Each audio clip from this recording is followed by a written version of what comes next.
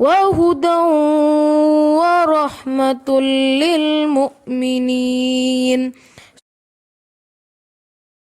اعوذ باللہ من الشیطان الرجیم، بسم اللہ الرحمن الرحیم۔ آج ہم پڑھیں گے آیت نمبر 58۔ ذَلِكَ نَتْلُوهُ عَلَيْكَ مِنَ الْآيَاتِ وَالذِّكْرِ الْحَكِيمِ، یہ ہم پڑھ رہے ہیں اس کو آپ پر،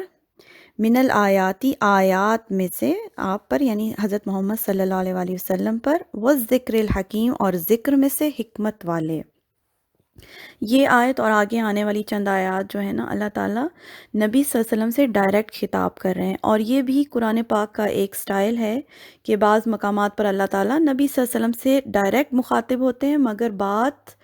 سمجھانا مقصود ہے امت کو، نبی صلی اللہ علیہ وسلم کے تھرو امت کو ہی بات سمجھائی جا رہی ہے۔ کیا بات کہ یہ جو حضرت عیسیٰ علیہ السلام کے بارے میں ہم نے ساری پیچھے واقعات اور حالات پڑھے ہیں، اللہ تعالیٰ کہہ رہے ہیں یہ ہیں وہ مکمل واضح صحیح حقائق اور آیات حضرت عیسیٰ کے بارے میں جو اللہ تعالیٰ قرآن حکیم کے ذریعے، یہاں ذکر حکیم قرآن پاک کو کہا گیا ہے کہ ذکر حکیم کے ذریعے، قرآن پاک کے ذریعے نبی صلی اللہ علیہ وسلم کو بتائی جا رہی ہیں۔ یہ ہیں اصل باتیں حضرت عیسیٰ کے بارے میں، کیونکہ عیسائیوں نے غلط عقیدہ بنا لیا تھا نا، اور جب نبی صلی اللہ علیہ وسلم عیسائیوں کو آیات پڑھ کر سناتے ہوں گے، ظاہر ہے جب عیسائی نہیں مانتے ہوں گے تو نبی صلی اللہ علیہ وسلم کو رنج ہوتا ہوگا، دکھ ہوتا ہوگا، تو ایک طرح سے اللہ تعالیٰ نبی صلی اللہ علیہ وسلم کو بھی تسلی دے رہے ہیں کہ اللہ تعالیٰ نے قرآن پاک کے اندر صحیح حقائق جو ہیں وہ حضرت عیسیٰ کے بیان کیے ہیں۔ اور چونکہ عیسائیوں نے غلط عقیدہ یہ بنا لیا تھا کہ حضرت عیسیٰ علیہ السلام چونکہ غیر معمولی طور پر بنا باپ کے اس دنیا میں آئے، تو انہوں نے حضرت عیسیٰ کو الہ کا درجہ دے دیا تھا۔ تو اللہ تعالیٰ یہ سمجھانا چاہ رہے ہیں کہ غیر معمولی واقعات تو اللہ تعالیٰ کرتے رہتے ہیں، اللہ تعالیٰ کے لیے کیا مشکل ہے۔ حضرت اسحاق بھی اسی طرح سے اس دنیا میں آئے، غیر معمولی واقعہ تھا، حضرت ابراہیم اور حضرت سارہ بالکل بڑھاپے کی عمر کو تھے، حضرت اسحاق کو یہ لوگ مانتے تھے، تو حضرت یحییٰ علیہ السلام کو بھی مانتے تھے، تو اللہ تعالیٰ نے حضرت یحییٰ کو بھی اس دنیا میں ایک غیر معمولی ایک واقعہ ہوا، حضرت زکریا بڑھاپے کی عمر میں تھے، ان کی بیوی بانجھ تھی، تو اللہ تعالیٰ کے لیے کیا مشکل ہے کہ اللہ تعالیٰ نے حضرت عیسیٰ کو بن باپ کے پیدا کیا۔ اور اسی طرح حضرت عیسیٰ کی مثال حضرت آدم کی مثال کی طرح بھی ہے، جس کو اللہ تعالیٰ اگلی آیت میں بیان کر رہے ہیں، اِنَّ مَثَلَ عِیسیٰ عِندَ اللہِ کَمَثَلِ آدم، بے شک مثال عیسیٰ علیہ السلام کی اللہ کے نزدیک حضرت آدم کی مثال کی طرح ہے۔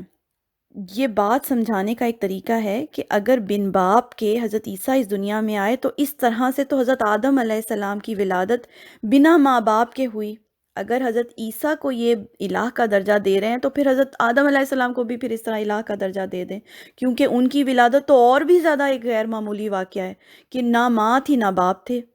تو کیا ہے، اللہ تعالیٰ اپنے کلمہ کن سے کچھ بھی اس دنیا میں کر سکتے ہیں۔ خلقہ من تراب، اللہ نے حضرت آدم کو پیدا کیا مٹی سے، ثم قال، پھر فرمایا لہو اس کو، کن فیکون، ہو جا، تو وہ ہو گئے۔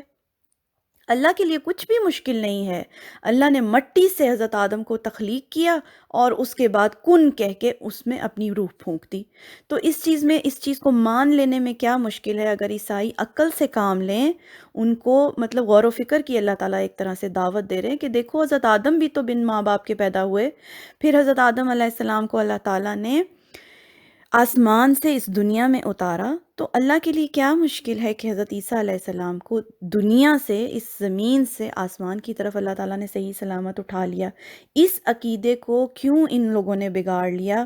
کیوں عقل سے کام نہیں لیا؟ اللہ تعالیٰ ان کو، عیسائیوں کو غور و فکر کی دعوت دے رہے ہیں کہ سوچو اس بات کو کہ اگر حضرت عیسیٰ جو ہیں بن باپ کے پیدا ہوئے تو اس لحاظ سے تو پھر حضرت آدم کو ان پر بھی فضیلت ہے، حضرت عیسیٰ پر بھی، کہ وہ بنا ماں باپ کے پیدا ہوئے، تو کیوں انہوں نے پھر حضرت عیسیٰ کو اس طرح سے معبود بنا لیا؟ تو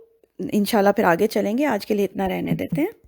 سبحانک اللہم و بحمدک، اشہد ان لا الہ الا انت، استغفرک و اتوب الیک۔